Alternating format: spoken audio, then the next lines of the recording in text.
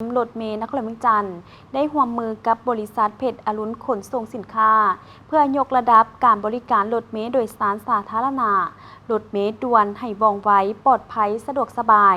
มีประสิทธิผลสูงสุดแก่พ่อแม่ประชาชนและสังคมพิธีลงนามบทบันทึกความเข้าใจ MOU ในการร่วมมือสร้างตั้งบริษัทบริการขนส่งสาธารณะระหว่างรัฐวิสาหกิจรถเมล์นครหลวงเวียงจันทน์และบริษัทเพชรอรุณขนส่งสินค้า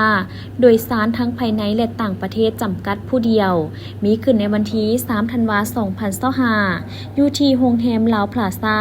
โดยการเข้าร่วมของทานพลจัตวาบัวพันธ์ฟ้องมณีคณะประจำภาคหัวหน้ากองบัญชาการป้องกันความสงบนครหลวงเวียงจันทน์ท่านเฉลิมศักดิ์ไสมงคุณ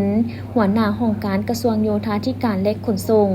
ท่านนางอัมไพวันแก้วประดิษฐ์หัวหน้ากรมขนส่งพร้อมด้วยผู้ต่างหน้าห้องว่าการนครหลวงเวียงจันทน์แผนกโยธาธิการและขนส่งนครหลวงเวียงจันทน์ภาคส่วนที่เกี่ยวข้อง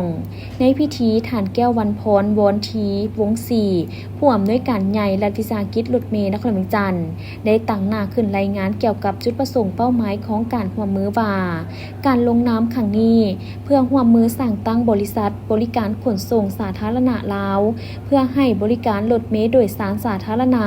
ในตัวเมืองนครหลวงเวียงจันทน์ในรูปแบบการบริหารแบบผสมผสาน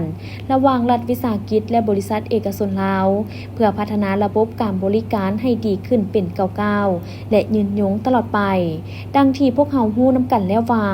โครงสร้างพื้นฐานรถเมล์ด่วนกำลังอยู่ในขั้นตอนการก่อสร้างและปรับปรุงสิ่งอำนวยความสะดวกให้กับรถเมล์ในขณะเดียวกันปัญหาการก่อสร้างสถานีอยู่ดอนกลางทางก็แม่นหนึ่งปัญหาที่ร้อนแรงในสังคมปัจจุบันโดยเฉพาะการแสดงออกผ่านทางสื่อสังคมออนไลน์พร้อมเดียวกันนี้การสร้างตั้งบริษัทร่วมเพื่อบริการรถเมล์ด่วน BRT ก็เป็นสิ่งที่ท้าทายเช่นกันแต่พวกเขาบ่ลังเลที่จะสืบต่อปฏิบัติตามแผนการลงทุนเข้าในการบริการพวกเขามีพนักงานที่เฮ็ดเวียกเป็นทีมที่เข้มแข็งมีประสบการณ์มีบทเรียนการบริหารรถเมล์สาธารณะที่เป็นระบบครบสุดจากองค์การใจกล้าก็คือรัฐบาลญี่ปุ่นฉะนั้นข้าพเจ้าเชื่อมั่นว่าพนักงานของพวกเขามีความพร้อมที่จะร่วมเฮ็ดเวียกกับบริษัทเพชรอรุณสองบริษัทพวกเขาจะพร้อมกันขับเคลื่อนและถ่ายทอดบทเรียนที่ดีเข้าในการจัดตั้งปฏิบัติเวียกงานบริการรถเมล์ด่วนให้มีประสิทธิผลสูงพวกเขามีนโยบายในการบริหารธุรกิจที่คล้ายกันซึ่งจะร่วมกันเพื่อสร้างพัฒนาและยกระดับการบริการรถเมล์ด่วนให้ว่องไวปลอดภัยสะดวกสบายและมีประสิทธิผลสูงสุดแก่พ่อแม่ประชาชน